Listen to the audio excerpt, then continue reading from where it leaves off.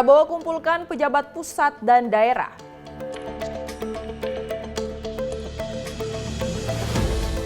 Rencana tanah sitaan koruptor dijadikan rumah rakyat.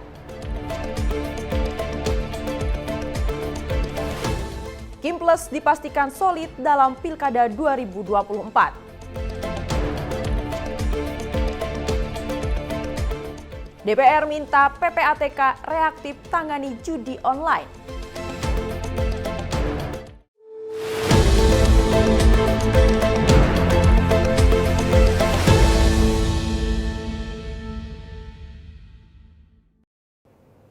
Halo pemirsa, selain 4 berita tadi, kami masih memiliki berbagai berita pilihan lainnya yang telah kami rangkum selama sepekan.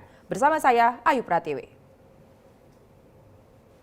Kita ke informasi pertama pemirsa, Presiden Republik Indonesia Prabowo Subianto membuka Rapat Koordinasi Nasional atau Rakornas pemerintah pusat dan pemerintah daerah di Sentul International Convention Center di Bogor, Jawa Barat.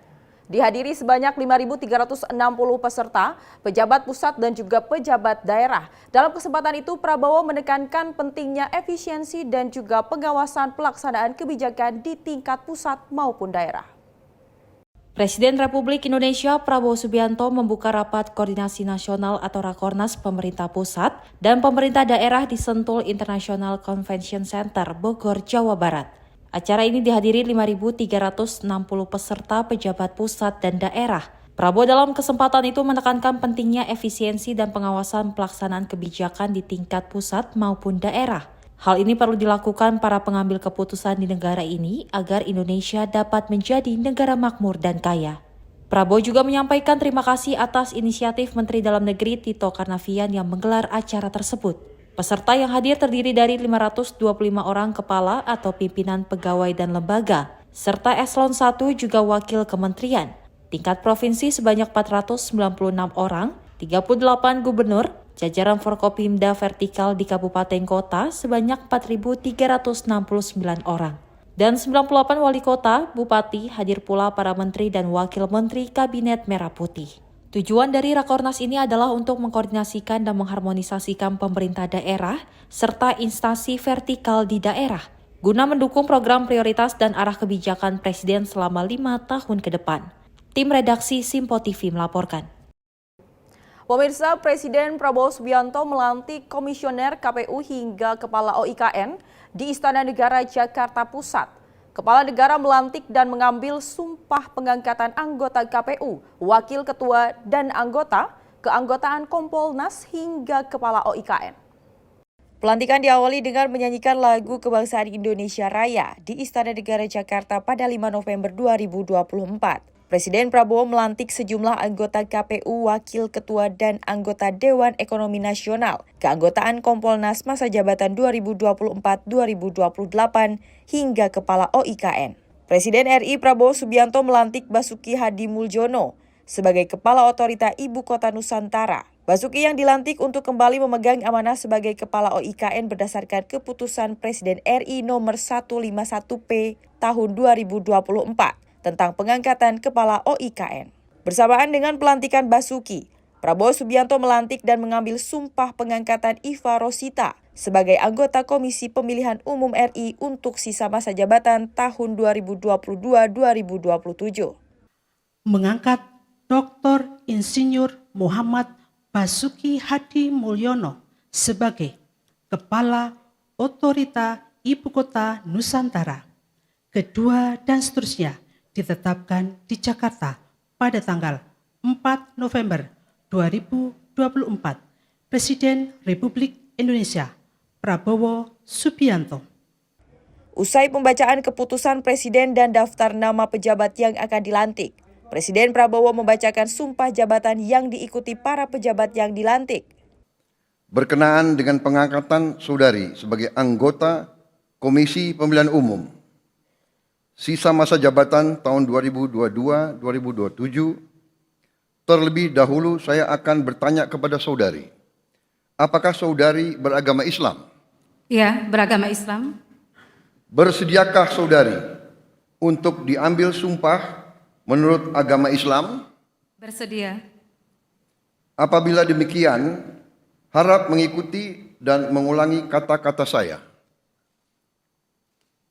Demi Allah saya bersumpah Demi Allah, saya bersumpah bahwa saya akan memenuhi tugas dan kewajiban saya bahwa saya akan memenuhi tugas dan kewajiban saya sebagai anggota Komisi Pemilihan Umum sebagai anggota Komisi Pemilihan Umum dengan sebaik-baiknya, dengan sebaik-baiknya, sesuai dengan peraturan perundang-undangan, sesuai dengan peraturan perundang-undangan, dengan berpedoman pada Pancasila dengan berpedoman pada Pancasila dan Undang-Undang Dasar dan Undang-Undang Dasar Negara Republik Indonesia tahun 1945, Negara Republik Indonesia tahun 1945, bahwa saya dalam menjalankan tugas dan wewenang dalam menjalankan tugas dan wewenang akan bekerja dengan sungguh-sungguh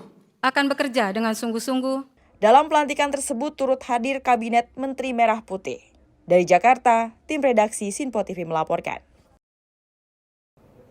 Sementara itu pemirsa, Wakil Presiden Gibran Rakabuming Raka bertemu dengan Perdana Menteri Republik Singapura pada Rabu kemarin. Pertemuan ini membahas kelanjutan kerjasama kedua negara, khususnya harapan akan dukungan Singapura pada sektor hilirisasi di Indonesia. Berdasarkan video yang diunggah di akun sosial media Instagram @gibran_rakabuming, nampak pertemuan antara Wakil Presiden Gibran Rakabuming Raka dengan Perdana Menteri Republik Singapura Lawrence Wong pada Rabu 6 November 2024. Pertemuan keduanya berlangsung hangat, sembari menikmati kopi khas Indonesia di hutan kota pelataran Jakarta. Menindaklanjuti apa yang sudah disampaikan Presiden Prabowo Subianto, pertemuan keduanya membahas kelanjutan kerjasama kedua negara, khususnya harapan akan dukungan Singapura pada sektor hilirisasi di Indonesia. Tentunya dengan hilirisasi yang meningkat, tidak hanya berdampak positif pada perekonomian Indonesia, melainkan juga akan membawa dampak positif bagi kawasan.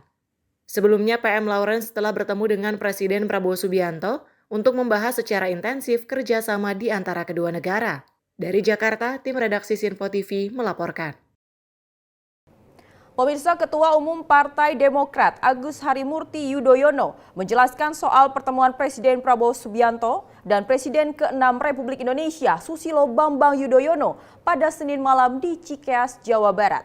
AHY mengatakan kedua tokoh ini memiliki komunikasi yang baik dan saling menguatkan.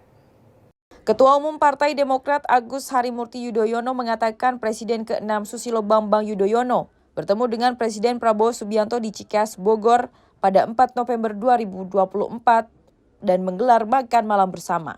AHY menilai kedua tokoh ini saling berkomunikasi. Ia menyambut baik silaturahmi antara Prabowo dan SBY. Dua sahabat, dua tokoh, dua pemimpin yang selalu ingin berbagi cerita, saling menguatkan satu sama lain, dan indah sekali. Saya selalu terharu melihat persahabatan beliau yang sudah puluhan tahun dan kini sama-sama ingin menuntaskan pengabdian, dan saya rasa sangat baik kalau kedua tokoh tersebut bisa terus berkomunikasi dan bersilaturahmi dengan baik. Jadi pertemuan di Cikeas ya Mas, hari malam ini ya? Iya, betul. Oh, saya nggak tahu apa pembicaraannya karena ini pertemuan tertutup ya sebetulnya ya, tetapi yang jelas saya rasa ini adalah sesuatu yang baik ya, yang bisa ditiru oleh kita semua, bahwa pada saatnya kita semua ingin terus memberikan pemikiran-pemikiran terbaik, apalagi untuk memimpin negara sebesar Indonesia dengan kompleksitasnya. Saya rasa apa yang dilakukan oleh Bapak Presiden Prabowo ini luar biasa. Beliau tuh benar-benar tidak ada perasaan lain ya untuk terus mendengarkan dari berbagai pihak, tua muda, apapun latar belakangnya, beliau selalu mendengarkan. Ini sesuatu yang juga sangat saya kagumi dan apresiasi. Lebih lanjut saat AHY ditanyai soal peluang pertemuan Prabowo dengan SBY terkait dengan Dewan Pertimbangan Presiden, AHY menyebut belum mengetahui obrolannya lantaran pertemuan dilakukan secara tertutup. Dari Jakarta, tim liputan Sinpo TV melaporkan. Pemirsa, Ketua Harian Partai Gerindra Dasko membeberkan pembahasan dalam pertemuan antara Presiden Prabowo Subianto dengan Presiden ke-6 Susilo Bambang Yudhoyono di Cikeas pada Senin malam. Dalam pertemuan tersebut, keduanya turut membicarakan perihal pembentukan lembaga investasi. Partai Gerindra menyebut pertemuan antara Presiden Prabowo Subianto dengan Presiden ke-6 Susilo Bambang Yudhoyono dalam rangka bertukar pikiran dan turut membicarakan perihal pembentukan lembaga investasi. Ketua Harian DPP Gerindra Dasko mengatakan sosok SBY yang memiliki pengalaman dalam memimpin Indonesia selama 2 periode membuat Presiden Prabowo berkeinginan untuk bertukar pikiran. Meski demikian, Dasko tak tahu pasti pendalaman mengenai rencana pembentukan lembaga investasi tersebut. Menurutnya hal itu merupakan urusan dari pemerintah. Pak Prabowo melakukan pertemuan dengan Pak SBY itu antara lain membicarakan tentang pembentukan lembaga investasi yang akan dibentuk.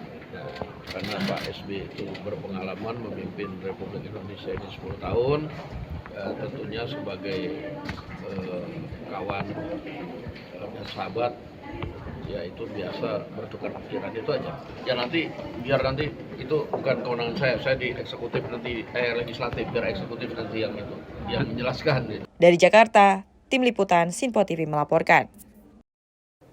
Sementara itu pemirsa, Menteri Perumahan dan Kawasan Pemukiman atau PKP, Marurar Sirait dan juga Wakil Menteri PKP Fahri Hamzah menemui pimpinan Komisi Pemberantasan Korupsi pada Selasa lalu. Pertemuan itu membicarakan sejumlah hal mulai dari pencegahan korupsi hingga program 3 juta rumah. Marurar dan Fahri bertemu dengan Wakil Ketua KPK Yohanis Tanak di Gedung Merah Putih KPK Jakarta sore ini. Terdapat setidaknya 3 hal yang dibicarakan oleh Kementerian PKP dan KPK pada pertemuan yang berlangsung sekitar 2,5 jam itu. Pertama, Marurar meminta KPK untuk membuat sistem pencegahan korupsi di kementeriannya. Dia menyebut KPK langsung mengabulkan permintaannya itu. Kedua, Marurar meminta personalia untuk menjadi inspektorat khusus dan itu sudah disetujui. Juga di beberapa bidang yang strategis di Kementerian PKP. Ketiga, Kementerian PKP juga berkoordinasi dengan KPK terkait dengan aset-aset tanah rampasan hasil tindak pidana korupsi. Aset tanah yang kini menjadi milik negara itu ingin dimanfaatkan untuk program 3 juta rumah yang dicanangkan oleh Presiden Prabowo Subianto. Tujuan kami di sini adalah meminta bantuan KPK untuk membuat sistem pencegahan korupsi di kementerian kami. Dan itu sudah dikabulkan oleh pimpinan KPK tadi, yang pertama. Yang kedua, kami meminta personalia untuk menjadi inspektorat khusus di kami, dan itu sudah disetujui. Juga di beberapa bidang yang strategis di kementerian kami, supaya keterbukaan publiknya sesuai juga dengan asas KPK, juga kami bisa langsung duplikasi dengan orang-orang yang memang sudah siap, yang selama ini sudah membantu KPK. Kemudian kami juga seperti dengan kejaksaan, kami juga memohon kiranya aset-aset terutama tanah yang ideal itu yang cocok untuk perumahan rakyat, kiranya bisa dimanfaatkan oleh rakyat Indonesia. Sebelumnya, Marurar sudah lebih dulu menyambangi Kejaksaan Agung atau Kejagung untuk berkoordinasi terkait dengan target 3 juta rumah Prabowo. Pemerintah juga berharap agar aset tanah rampasan hasil korupsi yang ditangani Kejagung bisa dimanfaatkan untuk lahan perumahan rakyat. Dari Jakarta, Dio Malau, Sinpo TV melaporkan. Pemirsa, menemui pimpinan KPK, Menteri Perumahan dan Kawasan Pemukiman, Menteri PKP, Marurar Sirait juga meminta agar tanah sitaan KPK dari kasus korupsi dimanfaatkan untuk program pemukiman rakyat. Wakil Ketua KPK, Yohanis Tanak mengatakan dukungannya terhadap program Presiden Prabowo Subianto, di mana pihaknya akan menginvestasikan seluruh aset-aset bangunan untuk dimanfaatkan menjadi rumah rakyat. Menteri Perumahan dan Kawasan Pemukiman, Menteri PKP Marurar Sirait bersama Wakil Menteri PKP Fahri Hamzah beserta jajaran menyambangi Gedung Komisi Pemberantasan Korupsi atau KPK Jakarta. Kedatangan Menteri PKP Marurar guna beraudiensi dengan pimpinan KPK khusus terkait pembentukan sistem pencegahan korupsi di kementeriannya, sekaligus membahas sejumlah program rencana pemerintah dalam pembangunan perumahan bagi rakyat. Usai melangsungkan pertemuan dengan pimpinan KPK yang diterima Ketua KPK dan keempat wakilnya, di mana pertemuan tersebut berlangsung selama hampir 2,5 jam, tertutup bagi awak media. Kepada wartawan, Menteri PKP Marurar Sirait menyampaikan bahwa kedatangan guna meminta bantuan KPK untuk segera membentuk sistem pencegahan korupsi di Kementerian PKP. Pihaknya juga meminta personal KPK untuk menjadi inspektorat khusus di Kementerian PKP. Dan hal ini pun telah disetujui pula pihak KPK agar berjalan asas keterbukaan publik. Lebih jauh, mantan politisi PDI Perjuangan ini mengungkapkan bahwa sama seperti hal dengan Kejaksaan Agung. Marwarar meminta agar aset-aset khususnya tanah yang ideal dapat dimanfaatkan untuk perumahan rakyat. Dan kami merasa mendapatkan dukungan yang luar biasa. Jadi sistemnya juga akan dibuat, orangnya juga dibuat, dan kemudian akan ada tindak lanjut lagi. Dan saya rasa ini adalah pertemuan yang sangat produktif. Kurang lebih 2 jam 20 menit kami bertemu, dan ini adalah dukungan yang kami merasa tidak sendirian, kami merasa dibantu, merasa diperhatikan oleh KPK. Sementara Wakil Ketua KPK Yohanis Tanak mengatakan dukungannya terhadap program Presiden Prabowo Subianto, di mana pihaknya KPK akan menginventarisir seluruh aset-aset bangunan untuk dimanfaatkan menjadi rumah rakyat. Kunjungan Pak Menteri beserta Pak Wamen dan jajaran adalah satu kehormatan.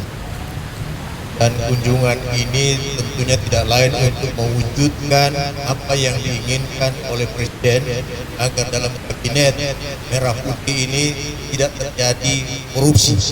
Itu yang selalu ditanamkan oleh Presiden. Dan ini kemudian diwujud nyatakan oleh Pak Menteri agar tidak terjadi korupsi, bersinergi dalam upaya membangun perumahan ini yang diprogramkan, yang diamanatkan oleh Presiden kepada Pak Menteri. Diketahui, sebelum Menteri PKP Marwarar Sirait tengah gencar menggalakkan program pembangunan rumah bagi rakyat, bahkan Marwarar sendiri sempat menyediakan tanah miliknya di kawasan Tangerang, Banten untuk dijadikan perumahan bagi rakyat secara gratis. Sang Menteri pun telah mengundang sejumlah pengusaha properti papan atas guna berpartisipasi ikut membangun perumahan bagi rakyat, dimulai dengan membangun perumahan di atas tanah yang ia sediakan. Dari Jakarta, Dio Malau, Sinpo TV. Sementara itu pemirsa, Ketua MPR Ahmad Muzani mendukung penuh Presiden Prabowo Subianto yang menekan peraturan pemerintahan nomor 47 tahun 2024 terkait penghapusan hutang UMKM di berbagai sektor. Kebijakan tersebut dinilai tepat dan berpihak kepada rakyat. Presiden Prabowo Subianto menekan peraturan pemerintah nomor 47 tahun 2024 tentang penghapusan utang macet UMKM di berbagai sektor. Menanggapi hal ini, Ketua MPR Ahmad Muzani mengatakan, utang macet selama ini memberatkan bagi bank lantaran mempengaruhi angka no performing loan atau NPL. Bahkan, utang tersebut juga membebani para petani dan pedagang UMKM karena tidak membayar. Oleh karena itu, kebijakan ini dinilai dapat menjadi jalan keluar atas permasalahan tersebut. Lebih luas, ia meminta kepada jajaran Menteri Kabinet Merah Putih agar serius dalam menjalankan peraturan yang telah diteken Presiden Prabowo Subianto. Yang terakhir adalah dengan dikeluarkannya PP Peraturan Pemerintah Nomor 47 Tahun 2024. Dan menurut saya PP tersebut sangat tepat dan berpihak pada rakyat. Di satu sisi, hutang yang tercatat dari para petani, nelayan, UMKM, para pedagang, dan berbagai macam pelaku usaha kecil, mikro, menengah lainnya, itu menjadi beban bagi perbankan yang bisa meningkatkan NPL, tapi di sisi lain juga menjadi beban bagi para petani, nelayan, para pedagang, para pelaku UMKM lainnya, karena dia tidak bisa lagi berhubungan dengan bank karena blacklist BI. Tapi diharapkan kembali juga kemampuan untuk bisa mengembalikan juga cukup berat. Karena itu pemerintah, Presiden Prabowo berpandangan bahwa beban itu harus segera dihapus, diatasi, dan akhirnya pemerintah mengeluarkan PP nomor 47. Kami sangat mendukung, sependapat dengan pandangan pemerintah untuk bisa menghapus itu. Karena itu semua upaya yang dilakukan oleh pemerintah dalam hal ini Presiden Prabowo Subianto, kami berharap menteri-menterinya melakukan tindakan yang nyata, bekerja keras untuk bisa merealisasi atas apa yang telah diamanatkan oleh PP nomor 47 2014 ini. Dari Jakarta, Fahrizal Ahmad Amin, Sinpo TV melaporkan. Pemirsa, usai jeda kami masih memiliki informasi lainnya. Tetaplah bersama kami di Sinpo TV.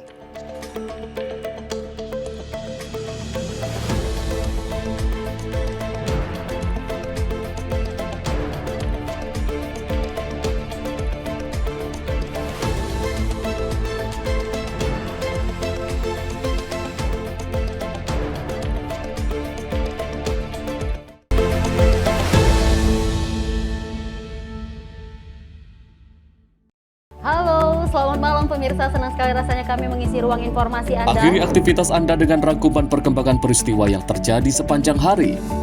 Sebelumnya kita saksikan ada sekitar 3.000 tamu undangan, sementara di Ibu Kota Nusantara ini ada sekitar 2.000 tamu undangan. Rangkaian informasi nasional dan mancanegara dirangkum sebagai penutup hari dalam Menyapa Malam. Setiap Senin hingga Jumat pukul 8 malam, hanya di Sinpo TV. Halo pemirsa, kami kembali hadir dengan sejumlah informasi yang kami himpun dari berbagai penjuru dunia. Rangkaian informasi yang membuat akhir pekan Anda begitu bermakna. Sebuah kelompok di Afrika Selatan memberikan layanan pertunjukan film dengan tenaga surya. Berita yang menjadi sorotan media dari dalam dan luar negeri, kami hadirkan untuk menemani pekan Anda dalam Sinpo Dunia Sepekan, Sabtu dan Minggu pukul 9 pagi, hanya di Sinpo TV. Kami hadir dengan rangkaian informasi dari berbagai penjuru dunia. Topik dan isu yang tengah menjadi sorotan mancanegara dikemas dengan lengkap untuk Anda.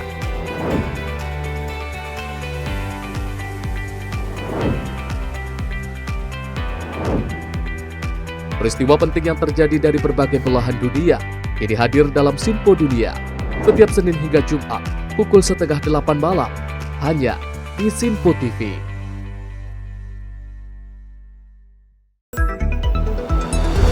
Jadilah yang pertama mengetahui perkembangan terkini seputar informasi dari lembaga parlemen. Punya data nasional, tidak ada satupun backup berarti kan?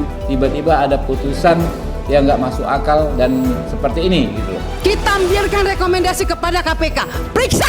Kami hadirkan informasi paling akurat untuk mengawal setiap informasi dalam rapat komisi dan paripurna. Tentunya bersama saya Andi Rezaldi Yang telah kami rangkum dalam program Sinpo Parlemen. Saya Arif Rifan. Saksikan Sinpo Parlemen setiap Sabtu pukul 6 pagi hanya di Sinpo TV.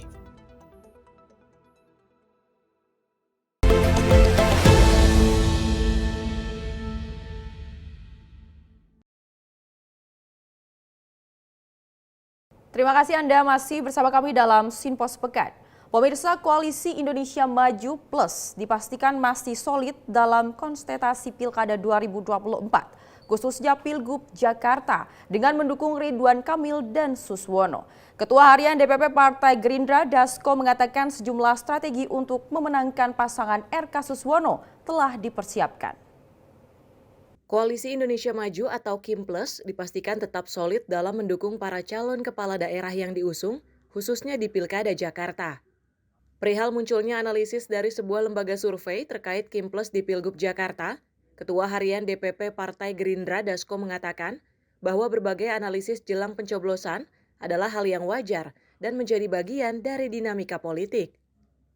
Sejumlah strategi pemenangan dipastikan juga telah dipersiapkan dalam memenangkan paslon nomor urut 1, Ridwan Kamil dan Suswono di Jakarta. Jadi itu banyak analisa-analisa mendekati hari H, itu biasa, dinamika politik terjadi, tapi nanti lihat aja siapa yang menang. Demikian. Nah, saya monitor masih solid, tapi memang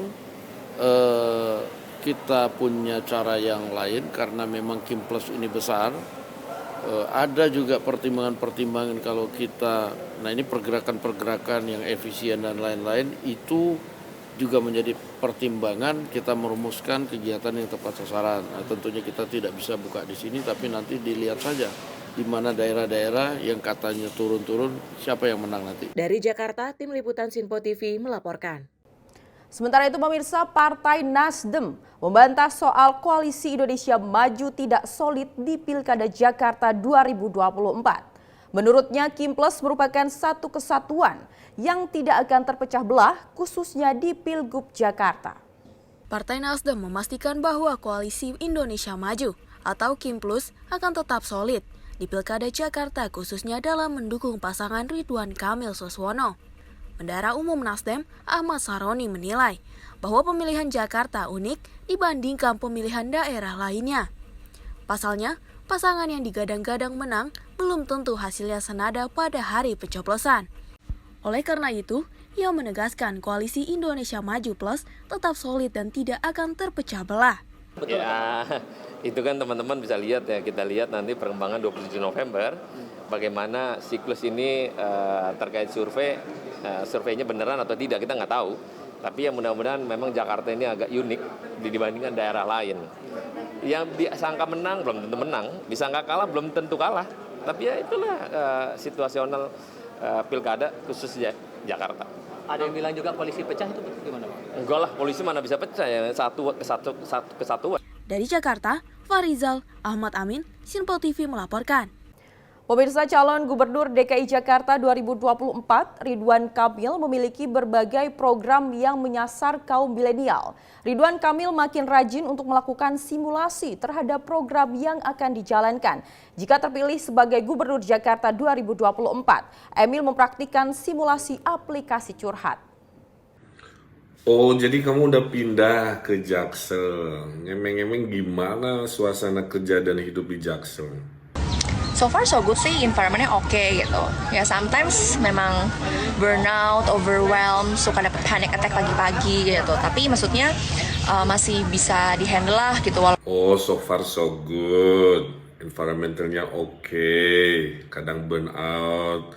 Ridwan Kamil melakukan simulasi sedang berbicara dengan anak-anak Jakarta Selatan yang kondang sangat gaul. Dengan cara bicara yang dibuat-buat, Emil berusaha untuk menirukan bahasa anak muda. Tentunya dengan dibumbui bahasa campuran antara bahasa Indonesia dan Inggris. Tak lupa Emil juga menunjukkan ekspresi yang heboh. Sontak saja simulasi yang dilakukan Ridwan Kamil mendapat banyak pro dan kontra dari kalangan warganet. Seolah ingin menepis anggapan itu, Ridwan Kamil justru semakin rajin untuk melakukan simulasi program yang dijalankannya jika terpilih menjadi Gubernur Jakarta. Menurutnya dalam hal ini akan ada pemilih yang suka dan tidak suka, dan ini merupakan hal yang biasa dalam kontestasi. Ridwan Kamil yang menjajal peruntungan untuk maju di Pilkada 2024 mendapat banyak dukungan. Emil tentu saja didukung oleh Kimples dan beberapa rekannya di Jakarta. Bahkan untuk menambah keyakinan masyarakat, Emil sempat mengunjungi Prabowo Subianto dan Joko Widodo. Orang-orang menilai apa yang dilakukan Ridwan Kamil adalah bentuk cari dukungan tambahan. Tim redaksi Sinpo TV melaporkan.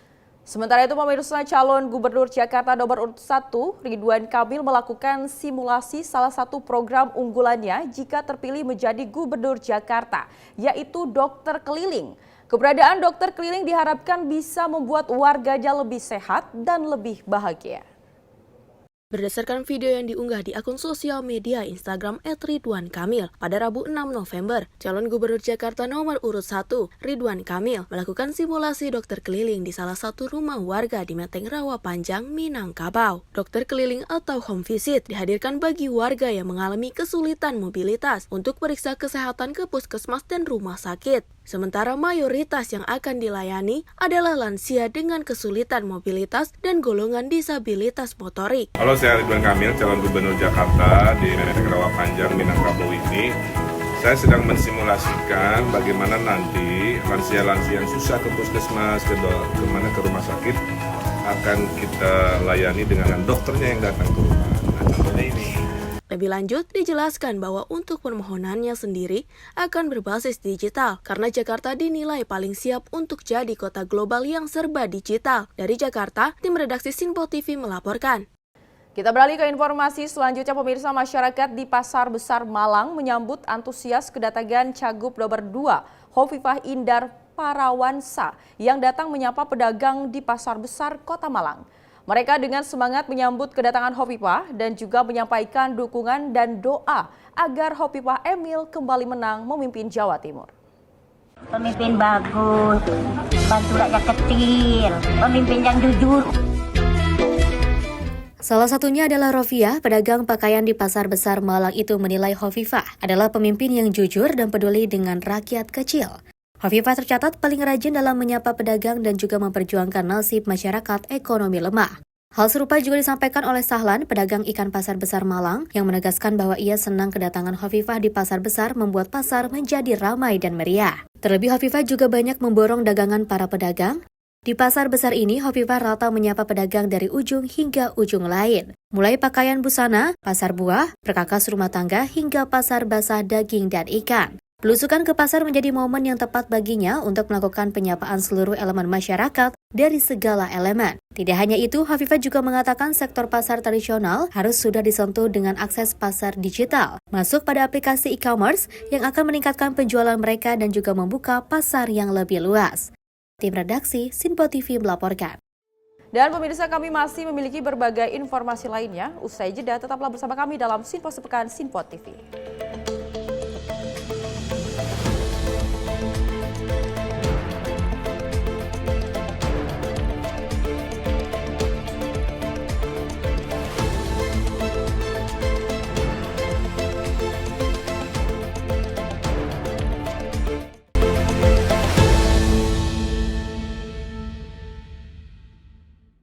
Kami hadir dengan rangkaian informasi dari berbagai penjuru dunia. Topik dan isu yang tengah menjadi sorotan mancanegara dikemas dengan lengkap untuk Anda.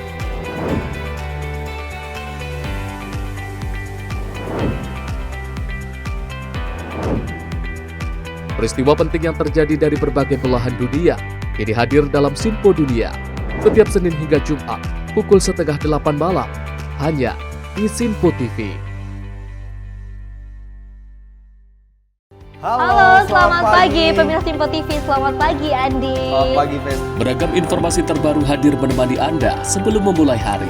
Itu memang dari Menteri Perhubungan juga mendukung, Betul. dari Menteri Keuangan juga mendukung, dan kita sebagai masyarakat pun juga Harus mendukung. Mengangkat isu yang tengah menjadi pembicaraan paling hangat. Semarakan pagi Anda bersama Menyapa Pagi. Setiap Senin hingga Jumat pukul 6 pagi hanya di Sinpo TV. Halo pemirsa, kami kembali hadir dengan sejumlah informasi yang kami himpun dari berbagai penjuru dunia. Rangkaian informasi yang membuat akhir pekan Anda begitu bermakna. Sebuah kelompok di Afrika Selatan memberikan layanan pertunjukan film dengan tenaga surya. Berita yang menjadi sorotan media dari dalam dan luar negeri. Kami hadirkan untuk menemani pekan Anda dalam Sinpo Dunia Sepekan, Sabtu dan Minggu pukul 9 pagi. Hanya di Sinpo TV. Pemirsa Sinpo TV kembali hadir menemani Anda dengan berbagai informasi yang telah kami rangkum dalam sepekan. Sajian lengkap informasi sepekan kami hadirkan untuk Anda. Badan Legislasi DPR menemui masa unjuk rasa di depan gedung DPR RI Senayan, Jakarta. Menemani akhir pekan Anda bersama keluarga dengan rangkuman berita menyeluruh dalam Sinpo Sepekan setiap Minggu pukul 6 pagi hanya di Sinpo TV.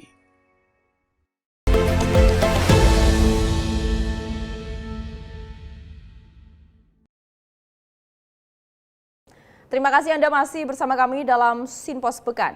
Pemirsa, dalam sidang Kabinet Paripurna, Presiden Prabowo Subianto menegaskan kepada para menterinya untuk tak ragu menghubungi dirinya bila ada masalah. Kepala negara menegaskan dirinya terbuka untuk menerima komunikasi langsung dari para jajaran Kabinet Indonesia Maju. Hal ini disampaikan Presiden Prabowo Subianto saat melakukan sidang Kabinet Paripurna di Kantor Presiden Jakarta Pusat pada Rabu 6 November 2024. Sidang kabinet dilakukan untuk mempersiapkan program kerja pemerintah saat Prabowo Subianto melakukan lawatan ke beberapa negara akhir pekan ini. Presiden Prabowo menegaskan sudah saatnya kabinet meninggalkan hal-hal yang protokoler dan feodal. Baik dirinya dan para menteri seharusnya bersama-sama mengabdi kepada rakyat serta jajaran pemerintah menurutnya merupakan kolega. Dalam hal yang sama, Presiden Prabowo pun meminta kepada jajaran kabinetnya untuk tidak ragu menelepon dirinya terkait permasalahan di kementerian masing-masing. Prabowo Subianto menyebut para menteri dapat berinteraksi dengan dirinya melalui video conference. Dan saya juga menyampaikan ke saudara-saudara, jangan ragu-ragu kalau ada masalah apapun. Kalau saudara sudah menyampaikan ke Menko, tapi saudara masih ingin suatu kejelasan dari saya. Jangan ragu-ragu untuk menghubungi saya, jangan juga ragu-ragu untuk telepon saya terbuka. Saudara-saudara boleh telepon langsung. Ya. Kita tinggalkan sekarang hal-hal yang terlalu protokoler, terlalu feodal. Tidak ada. Kita ini adalah kolega, kita mengabdi sama-sama ke rakyat. Saya menduduki posisi mungkin bisa dianggap pemimpin daripada tim kita. Ya, memang saya mandataris, saya menerima mandat dari rakyat bersama saudara wakil presiden, tapi kita adalah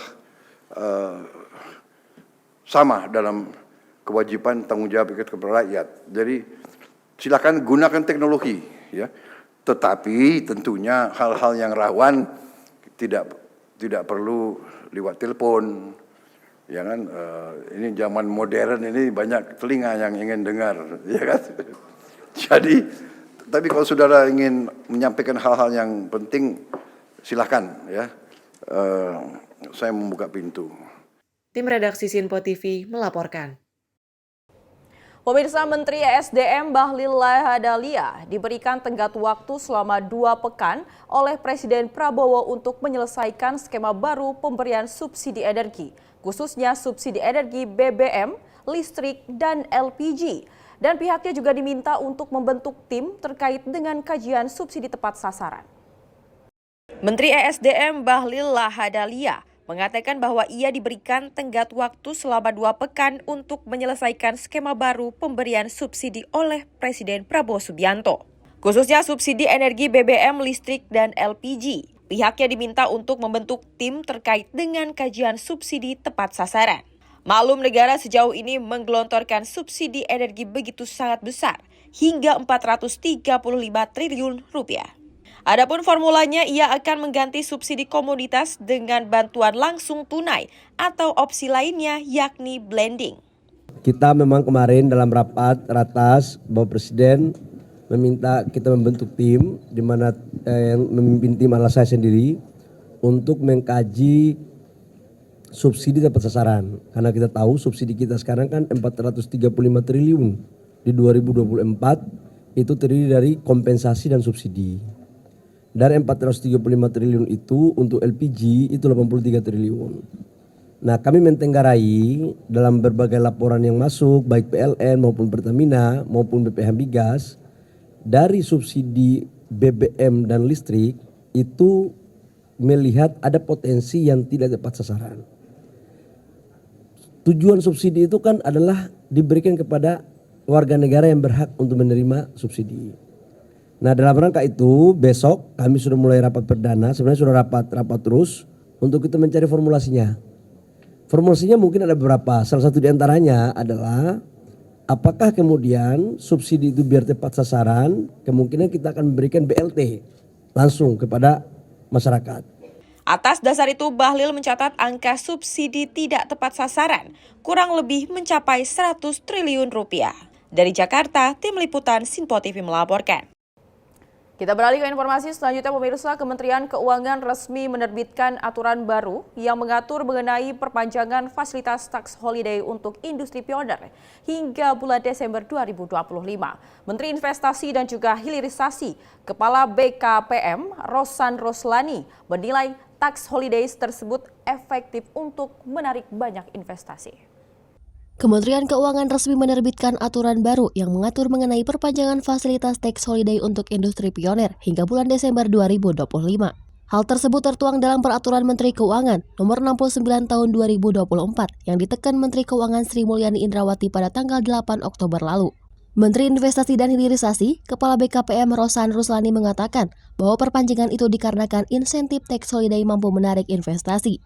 Hal ini terlihat proporsi investasi yang masuk dari pemberian insentif tax holiday sebesar 25% dari realisasi investasi. Merujuk pada laporan belanja perpajakan 2022, belanja perpajakan tax holiday untuk industri pioner memang menunjukkan tren peningkatan. Pada tahun 2023 lalu, belanja perpajakan tax holiday untuk industri pioner mencapai 6,3 triliun rupiah. Meningkat lagi pada tahun ini sebesar 7,16 triliun rupiah. dan pada tahun 2025 akan sebesar 8,01 triliun rupiah. Perpanjangan dari tax holiday itu sudah disetujui baru saja oleh Kementerian Keuangan karena memang tax holiday itu mempunyai peran yang sangat penting, proporsinya sangat-sangat besar terhadap investasi yang masuk itu kurang lebih di atas 25%. Di atas 25%. Itu yang pertama.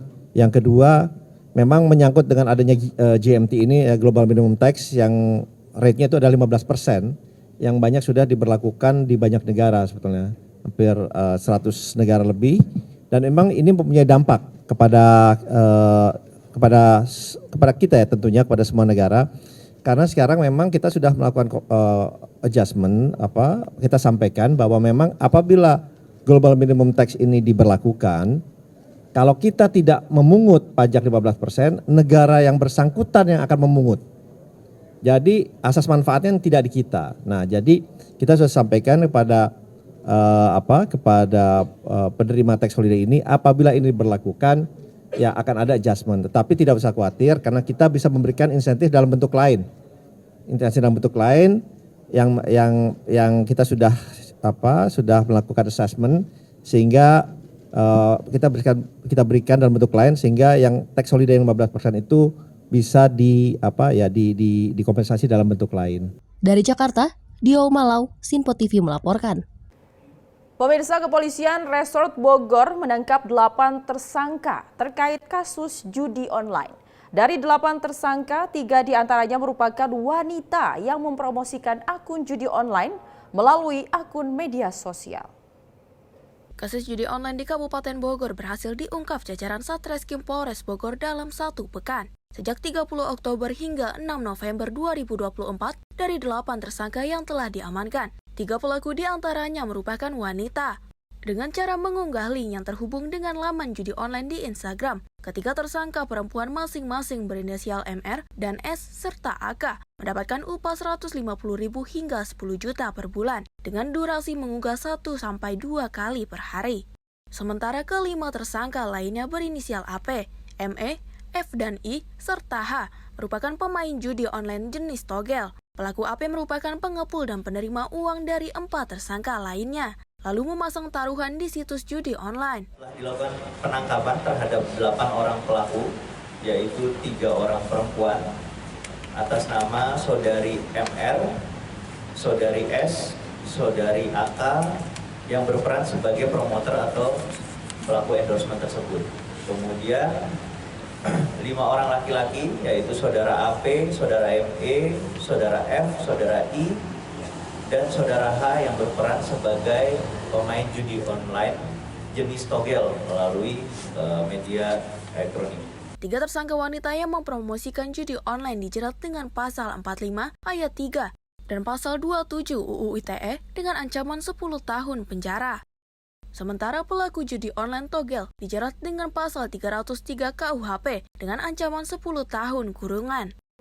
Sementara itu pemirsa, hingga saat ini kepolisian belum juga mengungkap secara detail mengenai identitas para pelaku judi online yang melibatkan pegawai di Kementerian Komunikasi dan Digital. Kapolda Metro Jaya Irjen Karyoto menegaskan pihaknya akan mengungkap kasus tersebut pada kesempatan lain. Hingga saat ini polisi baru menyebut 3 nama terkait pegawai komunikasi dan digital yang terlibat dalam judi online, yakni AK, AJ, dan A. Mereka disebut merupakan pengendali bisnis situs judi online. Namun, belum diketahui apakah 3 nama tersebut merupakan pegawai dari Kementerian Komunikasi dan Digital.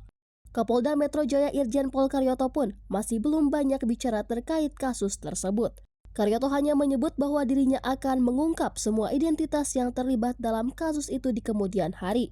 Dirinya lantas meminta publik untuk terus mengikuti perkembangan dari kasus tersebut.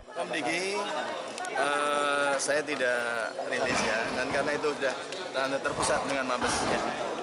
Kerjasama dengan Mabes. Sebelumnya Polda Metro Jaya menangkap 15 orang dan ditetapkan sebagai tersangka terkait kasus judi online yang melibatkan pegawai di Kementerian Komunikasi dan Digital. Meski telah mengamankan 3 orang yang berasal dari pegawai Komdigi dan Sipil, namun hingga kini polisi belum merinci berapa pegawai Komdigi yang terlibat. Dari Jakarta, Sri Dewi Andayani, Dava Rizkiano, Sinpo TV melaporkan.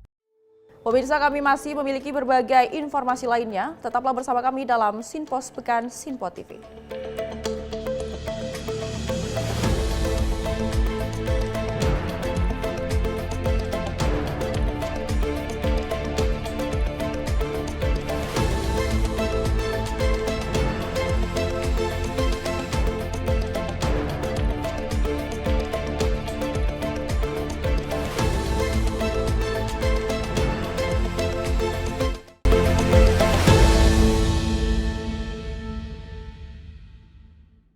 Halo, selamat malam pemirsa. Senang sekali rasanya kami mengisi ruang informasi Anda. Akhiri aktivitas Anda dengan rangkuman perkembangan peristiwa yang terjadi sepanjang hari. Sebelumnya kita saksikan ada sekitar 3.000 tamu undangan, sementara di Ibu Kota Nusantara ini ada sekitar 2.000 tamu undangan. Rangkaian informasi nasional dan mancanegara dirangkum sebagai penutup hari dalam Menyapa Malam. Setiap Senin hingga Jumat pukul 8 malam, hanya di Sinpo TV. Halo pemirsa, kami kembali hadir dengan sejumlah informasi yang kami himpun dari berbagai penjuru dunia. Rangkaian informasi yang membuat akhir pekan Anda begitu bermakna. Sebuah kelompok di Afrika Selatan memberikan layanan pertunjukan film dengan tenaga surya. Berita yang menjadi sorotan media dari dalam dan luar negeri, kami hadirkan untuk menemani pekan Anda dalam Sinpo Dunia Sepekan, Sabtu dan Minggu pukul 9 pagi, hanya di Sinpo TV. Kami hadir dengan rangkaian informasi dari berbagai penjuru dunia. Topik dan isu yang tengah menjadi sorotan mancanegara dikemas dengan lengkap untuk Anda.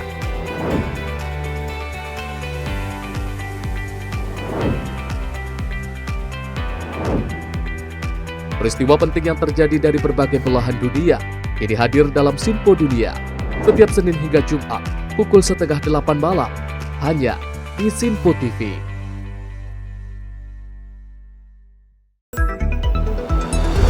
Jadilah yang pertama mengetahui perkembangan terkini seputar informasi dari lembaga parlemen. Punya data nasional, tidak ada satupun backup berarti kan?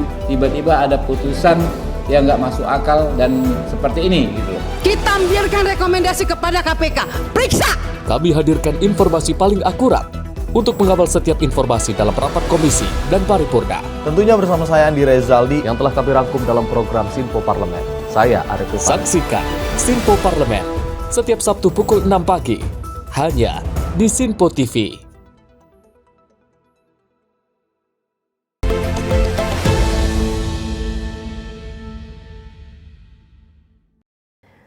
Pemirsa, terima kasih Anda masih bersama kami dalam Sinpos Pekan. Seorang wanita tewas ditikam suaminya saat sedang live karaoke di Facebook di Kabupaten Serdang, Sumatera Utara.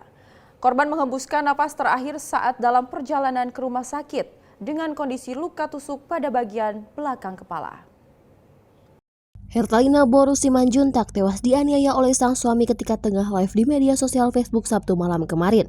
Korban yang bernyanyi lagu rohani bersama sang adik langsung dihajar tanpa ampun. Peristiwa ini terjadi di Dusun 8 Potean, Desa Sukadamai, Kecamatan Seibamban, Serdang Bedagai, Sumatera Utara. Isak tangis keluarga korban pecah saat jenazah korban diantar ke rumah duka. Hal yang sama juga dirasakan rekan dan tetangga korban yang merasa kehilangan sosok korban yang dikenal periang ini. Kejadian ini dipicu diduga karena kondisi ekonomi pasangan suami istri ini. Pelaku kesal lantaran tidak memiliki uang, sementara sang istri didapatinya dalam kondisi bersenang-senang. Tak hanya memukuli korban dengan tangan, pelaku atas nama Agus Herbin Tambun yang tak lain adalah suami korban juga menghujamkan tikaman pisau di bagian belakang kepala korban sebanyak 5 kali. Kalap atas aksinya, pelaku pun sempat melarikan diri. Adik korban mengatakan pelaku muncul tiba-tiba dari belakang, langsung memukuli dan menghujani korban dengan senjata tajam. Kita lagi rohani yuk, ya udah ayolah, senang kami gitu kan, bahagia udah. Pokoknya satu persatu lagu udah kami nyanyikan lagu rohani. Gak tahu kami dia datang dari mana. Kami itulah tiba-tiba kejadian seperti tadi lah. Seperti gimana? Langsung menyucuk. Dia nyucuknya pakai apa, Kak? Pisau. Pisau. Pisau itu memang udah dibawa dia? Pisau itu ketepatan ini kan tukang pusuk. Ada di tempat Demban itu pisau untuk memotong apa? Jeruk purut. Nah, suaminya kan wajib tahu, ada selalu pisau di situ. Masalahnya apa itu, Kak? Masalahnya kami pun kurang tahunya. Paling kalau nggak ada duit, dia diam. bawaannya marah, diam. Sebelumnya apa ada kejadian pertengkaran atau apa? Bisa selalu dia taksi. Ini pun kami nggak tahu dia terlalu kelewatan. Korban meninggal dunia saat dalam perjalanan ke rumah sakit. Sementara pelaku kini sudah diamankan di Polres Serdang Bedagai. Dari Serdang Bedagai, Sumatera Utara, kontributor Sinpo TV melaporkan. Kita beralih ke informasi selanjutnya, pemirsa. Kementerian Komunikasi dan Digital tegaskan hingga saat ini telah memblokir sebanyak 227.811 konten judi online ataupun judol. Angka tersebut setara dengan rata-rata 14.328 konten yang diturunkan perharinya. Sementara itu, Komdikti mendesak kepada platform Google dan YouTube serta TikTok hingga Twitter untuk melakukan kerjasama blokir situs judi online yang kini tercatat sebanyak 93% terjadi di platform tersebut. Pemerintah pusat melalui Kementerian Komunikasi dan Digital bersama lembaga terkait tak henti-hentinya menggalakkan memberantas perjudian online. Direktur Jenderal Informasi dan Komunikasi atau IKP, Kementerian Komdigi RI Prabu Refta Revolusi tegaskan, hingga saat ini telah memblokir sebanyak 227.811 konten judi online atau judol. Angka tersebut setara dengan rata-rata 14.328 konten yang diturunkan per harinya.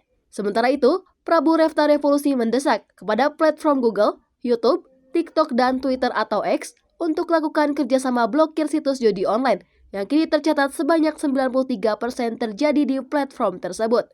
Beberapa yang dapat kami informasikan untuk hari ini adalah bahwa sejak pelantikan tanggal 20 Oktober hingga sekarang 4 November 2024 atau 16 hari ini kami telah melakukan proses pemblokiran terhadap 227.811 konten atau item yang memiliki kaitan dengan judi online. Bila di rata-rata per hari, maka proses takedown atau pemblokiran ini mencapai 14.238 per hari, ya sekitar 14 ribuan per harinya. Angka ini tentunya cukup besar, namun bila melihat skala pengendalian konten yang multi-platform, maka kami harus terus melakukan kerja keras dan kerja bersama dalam penindakan dan pencegahan agar masyarakat tidak terpapar oleh konten judi online. Dengan upaya yang konsisten, masyarakat diharapkan dapat semakin terlindung dari terpaparnya judi online, serta mampu berperan aktif dalam menciptakan lingkungan digital yang sehat, aman, dan positif. Dari Jakarta, kontributor Sinpo TV melaporkan. Sementara itu, pemirsa, dalam rapat perdana dengan Komisi 1 DPR, Menteri Komisi dan Digital Mutia Hafid menceritakan peristiwa saat kantornya digeledah oleh pihak kepolisian terkait kasus mafia akses situs judi online. Mutia Hafid memastikan kementeriannya akan terbuka dalam penyelidikan polisi. Pihaknya berkomitmen terus mendukung upaya pemberantasan judi online sebagaimana yang dijalankan aparat penegak hukum. Menteri Komunikasi dan Digital Mutia Hafid menceritakan peristiwa saat kantornya digeledah pihak kepolisian terkait kasus mafia akses situs judi online. Mutia menegaskan pihaknya terbuka pengusutan mafia akses judol yang melibatkan pegawai Komdigi. Hal itu disampaikan Mutia saat rapat perdana dengan Komisi 1 DPR di Gedung MPR, DPR, DPD RI Senayan, Jakarta. Mutia mengatakan jumlah polisi saat menggeledah kantor kementeriannya sekitar 40-50 orang. Kejadian itu sebagai pil pahit bagi kementeriannya. Untuk judi online, penanganan sampai hari ini mungkin yang terakhir kami laporkan kepada yang terhormat pimpinan maupun anggota Komisi 1 bahwa ini pil pahit. Jadi di dalam itu juga suasananya mencekam pasti, Pak. Karena kemarin juga kita tahu bahwa kepolisian itu datang jumlahnya cukup banyak, 40-50 orang. Namun komitmen kami yang sudah kita sampaikan bersama satu nada walaupun terpisah dengan Kapolri, bahwa Kemkomdigi akan terbuka dan sudah terbuka kepada seluruh upaya pengembangan penyidikan. Berapa kali pun kepolisian harus datang, seberapa lama pun mereka harus datang dan meneliti di kantor kami, sebagai bentuk pertanggungjawaban kami membuka pintu selebar-lebarnya. kami telah membuat surat instruksi ke dalam kepada seluruh pegawai dari Kemkomdigi untuk memberikan dukungannya kepada aparat hukum dalam hal untuk mencapai keterang-benderangan proses penyidikan. Jadi di dalam itu APH kalau datang selalu didampingi Pak Irjen ya dengan Dijen Aptika dan tim. Kemudian kami juga sudah menonaktifkan 11 nama yang memang sudah terverifikasi. Artinya Pak Ketua Fraksi PKS sudah hadir. Dari nama-nama yang sebetulnya ditahan oleh polisi, kami kan sebetulnya tidak tahu persis namanya, karena yang hanya nama singkatan yang mengetahui sebetulnya dari kepolisian. Namun yang sudah terverifikasi sudah pasti, misalnya Pak namanya AB, tapi ada yang nama belakangnya juga sama, jadi kami harus verifikasi dulu. Sehingga untuk saat ini masih 11, namun demikian tidak tertutup kemungkinan penonaktifan akan dilakukan bertambah.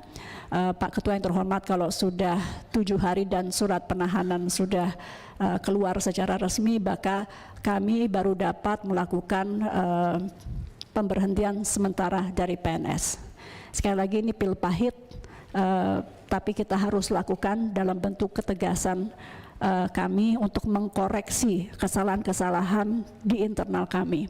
Kemudian setelah itu tentu dalam upaya menghormati azas praduga tak bersalah, pemecatan baru akan dilakukan kalau proses hukumnya sudah inkrah dan memang pemecatannya akan dilakukan dengan tidak terhormat. Dalam hal yang sama, Mutia mengaku telah menginstruksikan kepada para jajaran dan pegawai untuk mendukung proses penyelidikan yang tengah dilakukan pihak kepolisian di Kemkomdigi. Polisi sebelumnya mengungkap perkembangan kasus buka blokir situs judi online yang melibatkan pegawai Komdigi. Polisi kembali menetapkan 2 tersangka baru, total sudah 16 tersangka dalam kasus tersebut. Dari 2 tersangka baru, polisi sampaikan 1 tersangka yang diamankan merupakan pegawai Komdigi, sementara 1 lainnya sipil. Saat ini penyidik masih mengembangkan kasus tersebut. Tim redaksi Sinpo TV melaporkan. Pemirsa, Kepala Badan Cyber dan Sandi Negara atau BSSN, Hinsa Siburian, menjelaskan bahwa ada kerentanan dari aplikasi atau sistem yang dimiliki pemerintah. Akibat kerentanan tersebut, sistem pemerintah kerap disisipi oleh situs judi online. Kepala Badan Cyber dan Sandi Negara atau BSSN, Hinsa Siburian merespon soal Kementerian Komunikasi dan Digital yang disisipi oleh situs judi online. Hinsa mengatakan, sisipan tersebut lantaran adanya standar-standar yang tidak dilaksanakan. Menurutnya, hal ini memudahkan pihak-pihak untuk menyisipi situs judi online di sistem pemerintah. Kita punya Satgas. Jadi penanganan judi online ini kan waktu itu dikoordinir sama Menko Polhukam waktu itu, sekarang Polkam ya. Jadi masing-masing punya fungsi ya. Kalau kami dari BSSN tentunya melihat kerentanan dari sistem-sistem atau aplikasi-aplikasi yang dimiliki oleh pemerintah. Karena itu kan aplikasi yang rentan itu disisipin menjadi tempatnya dia main judi online, kan kira-kira begitu. Jadi itu kita sudah serahkan hasil karena banyak ya. Aplikasi-aplikasi pemerintah itu, sistem pemerintah itu banyak yang disusupin. Dari Jakarta, Farizal dan Farizkiano, Sinpo TV melaporkan. Kita beralih ke informasi selanjutnya, pemirsa. Wakil Ketua Komisi 3 DPR RI, Ahmad Sahroni, meminta Pusat Pelaporan dan Analisis Transaksi Keuangan lebih aktif dalam menganalisis dugaan transaksi judi online, dan Sahroni meminta kepada PPATK melakukan koordinasi dengan pihak penegak hukum apabila terjadi transaksi mencurigakan terkait judi online. Pimpinan Komisi 3 DPR RI Ahmad Sahroni meminta PPATK untuk lebih aktif dan menjemput bola dalam penelusuran transaksi judi online. Menurut Sahroni, hal itu dapat membantu aparat penegak hukum untuk menelusuri seluruh transaksi keuangan dari pemain maupun jaringan yang terlibat. Ia pun menegaskan bahwa pemberantasan judi online harus dituntaskan hingga ke akar-akarnya, agar tak hanya pelaku kecil saja yang ditangkap, melainkan bandar atau pelaku utama yang terlibat juga bisa diungkap. Konsennya pertama adalah bagaimana PPATK dalam hal ini melakukan kerjaannya agak harus reaktif terhadap analisis dugaan terkait judi online. Yang pertama, kenapa mesti reaktif? Karena kalau dugaan transaksi didiamkan dan terjadinya itu berlaku judi online, kita berharap dia melakukan koordinasi dengan penegakan hukum yang sekarang Mabes Polri sedang serius-seriusnya. Jangan serius di awal aja kenceng, tapi nanti berakhir dengan suasana yang tidak, dengan ending yang tidak baik. Nah, kita berharap juga Pak Kapolri dalam hal ini lugas, tegas, bersamaan dengan PPATK untuk menyikapi dugaan-dugaan yang terkait dengan apa yang terjadi saat ini, begitu hebatnya judi online di Republik ini. Bayangin dari 2016, tadi cuma 3 triliun, sampai sekarang itu hampir ratusan triliun. Nah, jadi saya minta tadi, ada dugaan terkait transaksi, PPATK ini agak reaktif dengan penegakan hukum untuk menyikapi hal terkait untuk bisa diblokir segera mungkin. Jadi kalau udah kelihatan dugaan transaksi itu judi online, langsung aja blokir. Bagaimana caranya? Silakan berkoordinasi dengan penegakan hukum. Dan kita berharap tahun depan apa yang dilakukan oleh PPATK dan Mabes Polri saat ini dalam proses penegakan hukum, tahun depan dia agak turun. Kita berharap dia turun, tidak lagi 400-an triliun, mungkin puluhan triliun. Tapi kalau hilang sebegitu cepat, itu impossible. Tapi kita berharap tahun depan transaksinya turun dan terus menurun. Kita berharap kembali ke 2016. Paling cuma 2-3 triliun gitu. Dari Jakarta, Sri Dewi Andayani, Ahmad Amin, Sinpo TV melaporkan. Pemirsa, dalam rangka memperingati Hari Jadi Humas Polri, Divisi Humas Polri menggelar ANEF konsolidasi untuk memperingati kolaborasi dengan media.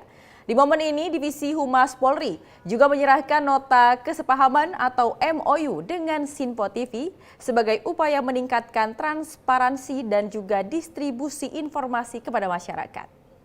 Divisi Humas Polri menggelar acara ANEF dan konsolidasi dihadiri seluruh personel Humas Polri yang digelar di salah satu hotel di kawasan Sentul, Bogor, Jawa Barat pada Kamis 7 November 2024. Acara tersebut bukan hanya sekedar ajang silaturahmi namun sebagai upaya penting dari Divisi Humas Polri untuk mempererat hubungan dengan berbagai pihak khususnya dengan media.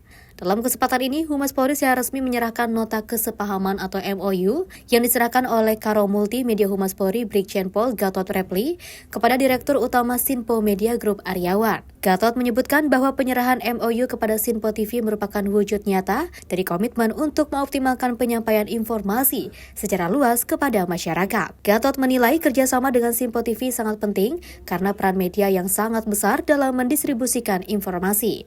Gatot pun berharap MOU dengan Sinpo TV dapat menjadi langkah strategis Humas Polri untuk menghadirkan informasi yang cepat serta akurat. Baik, terima kasih.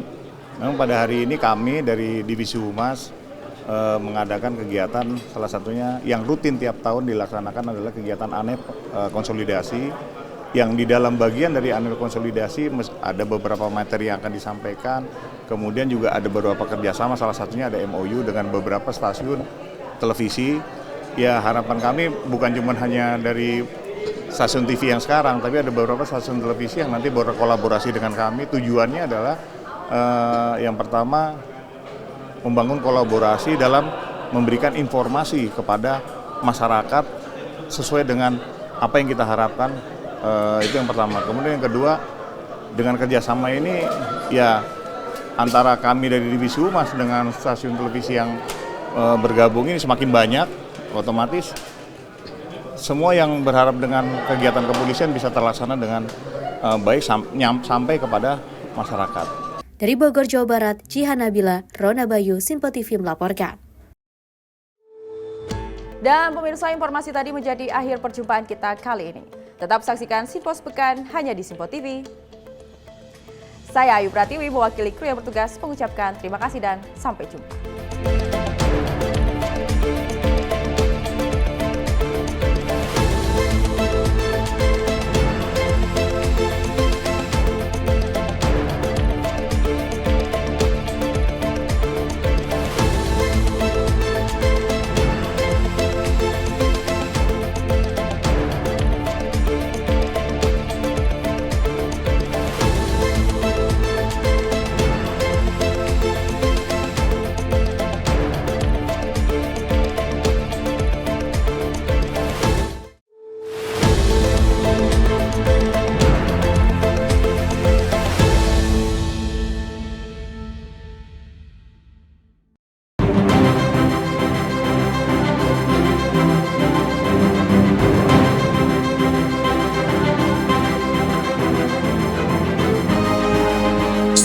Simpo TV, News, Sport, Entertainment.